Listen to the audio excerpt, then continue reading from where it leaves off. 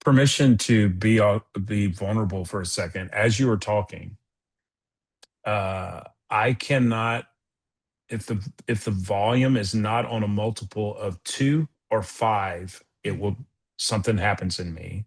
Yeah. Same thing with the blinds. They have to be up and Really? not down. Really? Yeah. So I'm sharing that so that we will realize that it is so much more of like we are all there in some degree, and Yes. the sensitivity that we need to have for the child and the parent Yes. that is having to love and lead the child that may be neurodivergent is just so important. One of the tension points and tipping points I think that comes up with that, Chinwei, is how does a mom and dad know when this is just a normal part of development Mhm. and I need this is above my pay grade. This is Mhm. I need support. Are there some helpful tools for a parent to be able to evaluate where they are in that spectrum? Yes. So, regardless of the type of mental health challenge, depression, or anxiety, we're just paying attention to a child who's having a hard time.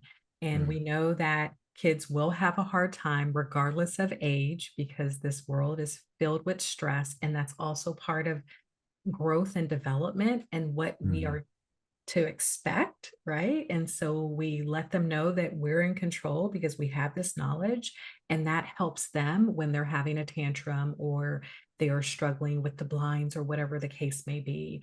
But when a child is struggling with something that's a little bit more, something that I call a yellow flag, we recognize that with their change in behavior, which can be abrupt or it can unfold over time. So some of the changes that I just encourage parents and leaders to recognize is the biggest one with teenagers is it's normal for them to want more privacy. It is normal for a teenager to withdraw from us as parents and caregivers.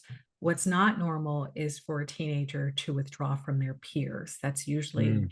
um, there'll be every other sign of distress, but they still want to hang out with their friends, right? If they don't want to hang out with their friends, that's something that we want to pay attention to.